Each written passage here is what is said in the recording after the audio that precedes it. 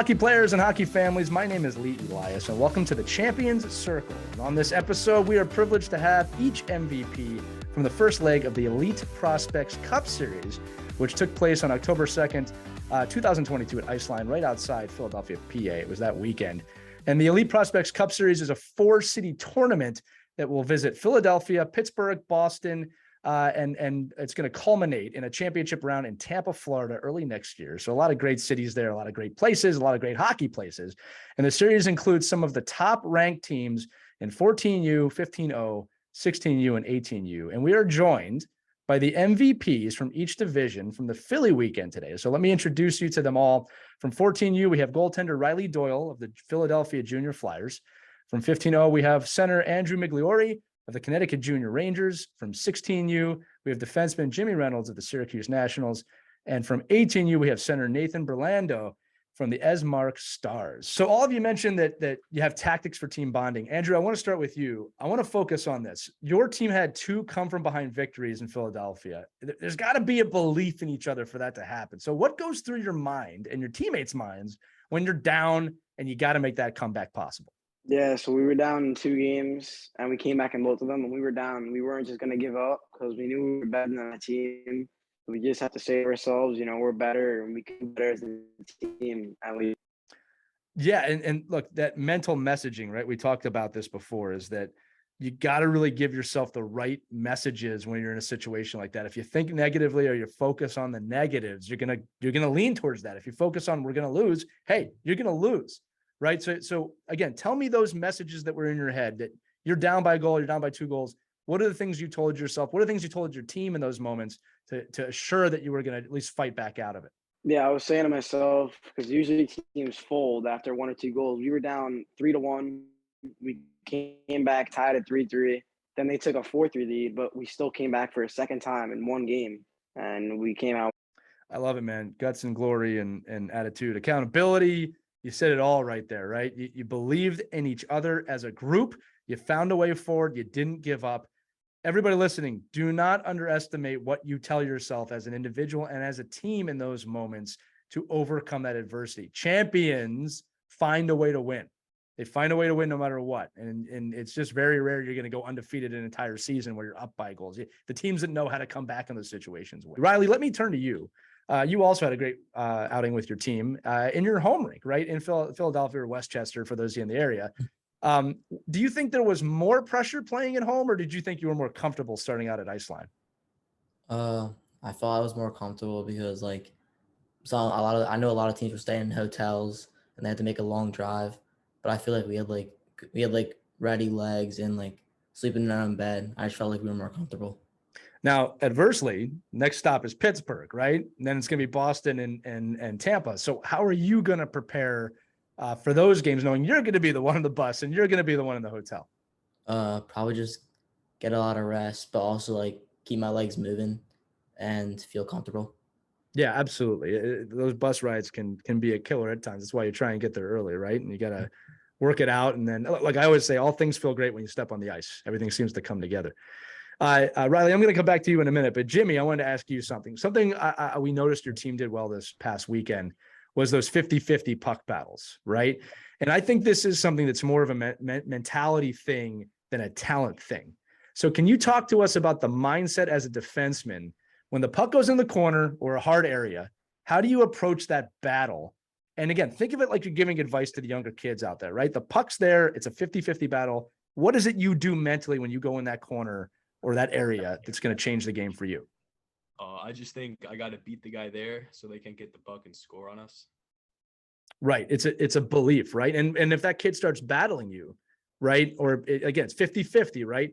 How do you decide I'm going to get it? I'm going to make this work. And then what does your coach say about 50-50 battles? Because they really are an important part of the game. Our coach makes sure we go in hard and we get the puck first and block out the other guy from getting the puck. Right. And I'm going to say it again for all the young hockey players out there. I know that there can sometimes be fear in a 50-50 battle. And it's a mentality thing, right? When you look at a 50-50 battle, it's got to be, that's my puck and I'm going to earn it. And you might not get it every time, but you have to go into that situation like that. Because those hard areas are kind of where the game can be won. right?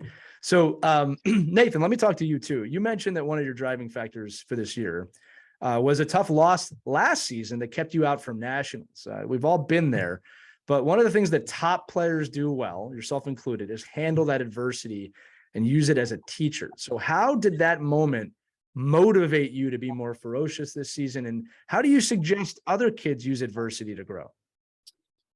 Yeah, it was a tough game, and it ate at me for a while, but I drove I drove my passion, like I had passion, like Mm-hmm. to come into this year and work hard and do the little things better. And I mean, we've started off good this year, and hopefully you can make it back to nationals, or hopefully you can try to get back into nationals this year. Yeah, look, I remember when I was coaching college, we had a tough loss like that, and me and my captain stayed on the ice while the other team celebrated. I just, not as a like a negative thing, but I wanted to remember the feeling of getting beat. I'm one of those people, I hate losing. I just hate it, right? But I use it to motivate me. It's a teacher, right? And I think the thing about adversity, and this is the truth about hockey, our whole game is built off of capitalizing on other people's mistakes. When you really think about it, the whole game's about that. It's capitalizing on mistakes. So not that losing per se is a mistake, but the feeling that comes along with that can motivate you, right? And be a teacher to get better. And I think that there's little moments every game, every outing that can help you do that. But yeah, a tough loss to keep you out. That's something that can motivate you. It's probably one of the reasons you're here as an MVP tonight, buddy. So thank you for that answer. Riley, I want to go back to you real quick. You mentioned, you played stellar last weekend or 2 weekends ago. And you mentioned that your defense really played well in front of you. How important is it as a goalie to communicate with your teammates to make sure that you are in the best position to make the save? Because again, when it comes to the goaltending position, it's like, oh, wow, great saves. They played great. But really, your teammates have got to play pretty well in front of you for that to happen, right? So how do you communicate with your D and your O to make sure that that's happening? Well, as a goalie, I can kind of see like the whole ice. So I know where other players are and where my teammates can pass the puck. So if like a forward's open for a stretch pass, I can tell my forward stretch and they'll be able to get it up the ice. And for defense, if we're on like the power play or the PK, and if someone backdoor, I can just let them know like backdoor or like behind you. Right. It kind of helps them and me. Well, and that's a note for all the young goaltenders out there, really any goaltender. You've got to be able to communicate. You got to be able to work with your teammates in front of you because you all contribute to making that game work. But that said, Riley, you are the last line of defense, literally. So nothing taken away from goalies. You do have to make the save, but communicating with everybody is super important. One of the things I noticed when we were doing our kind of pre-interview is every single one of you all don't know this, but you all started hockey at a very young age. Some of you as young as 2 or 3. I'm going to kind of go around the horn here, but I want to know if there was a specific moment when you knew that hockey was going to be something you wanted to pursue for your life. Now, again, I'm not talking about the moment I was like, I stepped on the ice and I kind of liked it. I mean, the moment you knew this was for me. Andrew, I'm going to start with you, right? Again, you're out of Brooklyn. It's a hockey area in a lot of ways. When did you just know, like, this is for me? I guess, I don't know. I just remember scoring my first goal. It was like we were into the season and we were winning big, and all my teammates were like, you got to score. This is the game.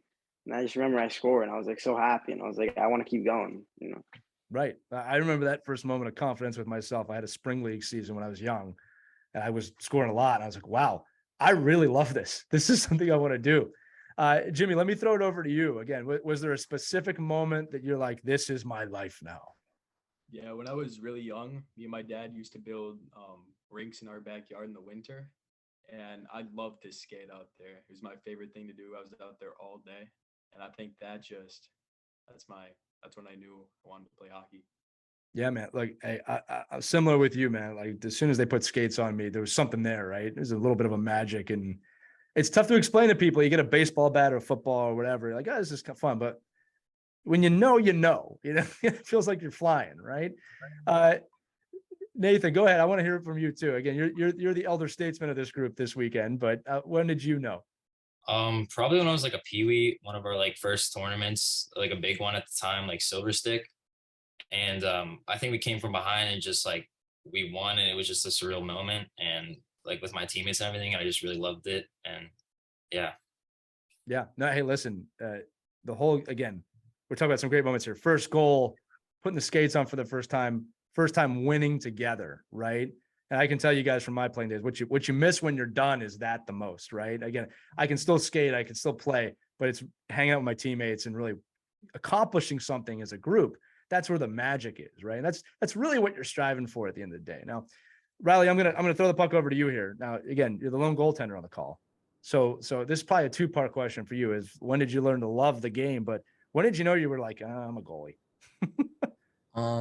Probably actually at the same time, because like I feel like when I first switched to goalie, like I would just have a blast, and like I would always look forward to playing goalie. So probably that. Well, let me ask you this: my son, who's 8, is showing I really want to play goalie, and it's terrifying me. What's your advice to him? If you enjoy it, I'd say just like go for it.